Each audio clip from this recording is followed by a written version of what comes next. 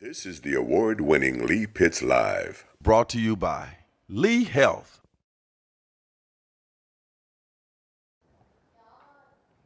Southwest Florida, welcome back to Golisano Children's Hospital of Southwest Florida. Again, big shout out to Kelly and all the other fine people who've been involved with getting Lee Pitts Live here, Johnny on the spot for the next few weeks to tape some shows. It's not every day you get a chance to talk to a person who's so important, probably one of the most important people in all of Lee County. He's the supervisor of elections. One of the jobs of the supervisor of the elections is to not always be seen, but be behind the scene, making sure everything happens properly. So we're so fortunate to have Tommy Doyle as our supervisor of election. Doyle, good to get you here, man. Thank you. Thank you for having me. Not to be mixed with Doyle like the pineapple, right? Doyle. That's right. First of all, why did you decide to become the supervisor of the election, to run for it? For some reason, I knew you were going to ask me that question, but I came into the election campaign late. There were already 5 people running against the incumbent, and I decided to run because I didn't think any of those 5 had the desire, the passion, and for Lee County that I did. And I knew I could help and make a difference, so I decided to run. Now, voter apathy in general has always been something that the people who do what you do have tried to change over the many years. What are some things that you think brings about voter apathy? My thoughts is education. I think the apathy comes from people not knowing how important voting is, not realizing they're all focused on raising their family, making financial help to their family. I've created an education department that is more emphasized on education, not just registration. We go out to middle schools, we do actual presentation. We go to high schools and do actual presentations on why your vote counts, even the history of the voting laws throughout the years, from women's fight to all kinds of fights for people to get the right to vote. Minorities? Minorities also, yes, sir. And I think that's a key. In fact, we've gone back less in trying to get people to register, as we have to do certain things by law, but if you can register people all day, but that doesn't mean they're going to go vote. We have a lot of people, registered voters, that don't vote. Now, I'm glad you raised that point, Tommy, because and you can correct me on this, but it seems to me now that more and more people are electing to mail in their vote, fill out that form and mail it in. Is that simplifying the process? Are you seeing that as well? Oh yes. In fact, Lee County had the highest return per population in the November 16 election. We processed over 150,000 mail-in ballots, and that trend is growing. Every election, you'll see a trend growing up. When you say the highest return per capita, you're saying nationwide? No, in Florida. In the state of Florida? In the state of Florida. Fantastic. Yeah. Now, so would that mean that you, as a guy who sits back and look at trends, would that mean that your office would do as much as you can to continue to build on that momentum? Yes. We would encourage vote by mail, especially for people. It's a chance for people to get to know the candidates, to research it. They get the ballot in plenty of time. They can sit down and take their time and make a really educated decision on who they vote for. And we pay for the postage return, and it's simple. Now, absentee ballot, that terminology, has it gone away? Because I used to think, okay, absentee vote is when people mail in, they're out of town or whatever, they mail in their vote. Other than that, you go to the poll and vote. People have always been I'm asking you this, have people always had the opportunity, even if they're not out of town, to not have to go to the polls, but to actually mail in their votes, or is that a new thing? That's a great question. It is fairly new. We became a no excuse state, Okay. and many states have gone to that, and still many states are excuse states, but we are a no excuse state, so you can request a mail ballot. You will see absentee ballots in some terminology, but we've gone away from that, and we call it vote by mail. Just vote by mail, Yeah. just blanket, And, okay? yep, and you can request that for like 2 general elections, and after that you have to re-request. But yes, it's Let's re-emphasize that. People have to re-request, and they have to have that in hand by a certain date. There's a deadline, I'm assuming. your deadline for the, say this next election is 2 weeks before election day is the deadline to request. Okay, And, no, 1 week actually. 1 week before you have to request. that's for the primary.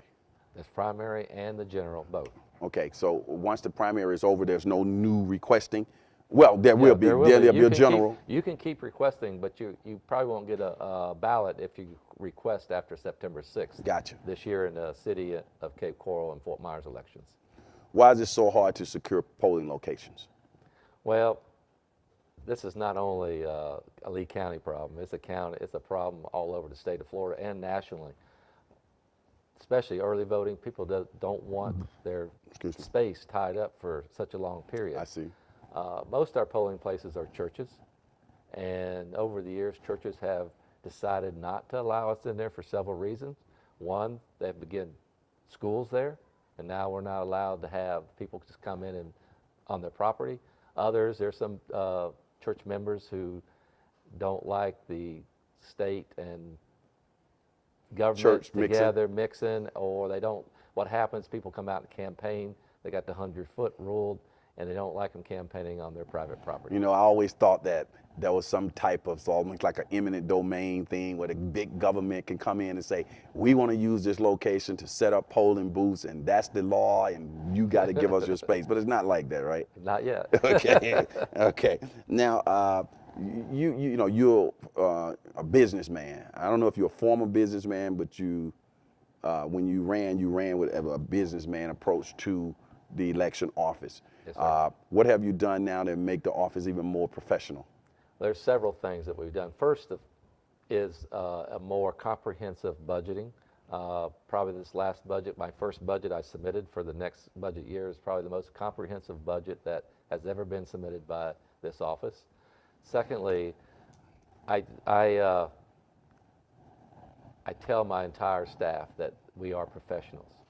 We are election professionals, and all professionals have standards, and we do have a certified election professional given out by the Florida Association of Supervisors of Elections, and I have got a program now that my goal is to get everyone get that Master Florida Election Professional certificate, and it motivates them, it gives them knowledge, and it's a great thing. How have you trimmed some of the fat, cut some of the costs, fiscal responsibility? How have you brought that to bear? Well, one thing we've brought to bear is, you know, the cities have to pay for their elections, and we assist them and we conduct their elections, but they have to pay us to do it. And part of their fees over the years we've been absorbing a lot more than we should. So fiscally there's getting a little sticker shock on some of the costs of their elections. And I am doing more of we do a senior staff meeting every month with the fiscal officer, and we go over the budget every month and make sure our spending's intact.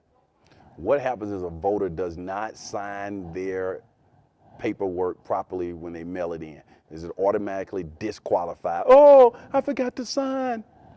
No, actually now in fact, the legislature just passed a law this last session that we have to send them a cure letter. And what that cure letter states that either if your signature didn't match, or you didn't sign it, or if there's something wrong, we send them a letter.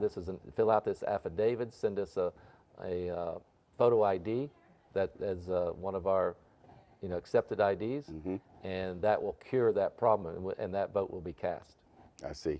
With regard to cybersecurity, what do we have in place here in Lee County to make sure that we're not being impacted by the Russians? That's a great question.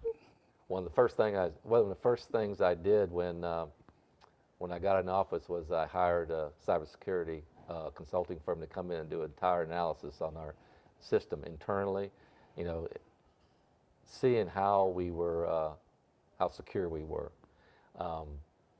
We have got that results back. We have been meeting with them, and they've given us a roadmap to make our system as secure as possible.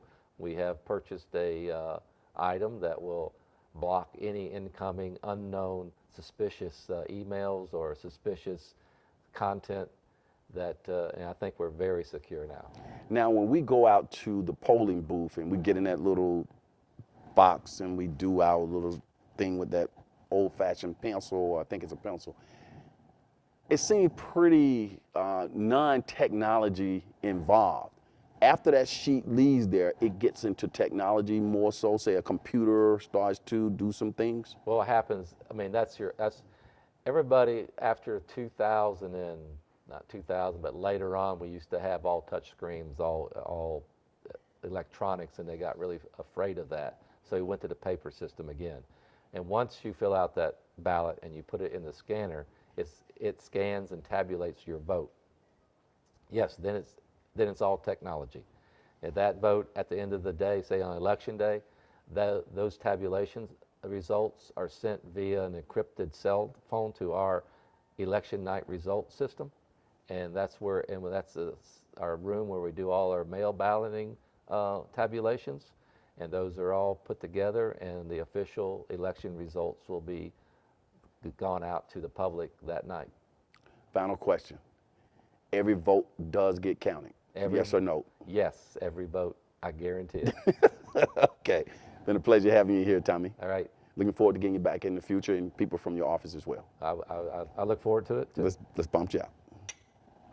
As the saying goes on this particular show, for those who say it can't be done, they're usually interrupted by those like Tommy and all the fine people at the Supervisor of Elections office who are doing it. Join us again next week. We'll come to you from the same location, same bad time, same everything. We'll see you next week. Hey. Lee Pitts Live is a Lee Pitts Enterprise production.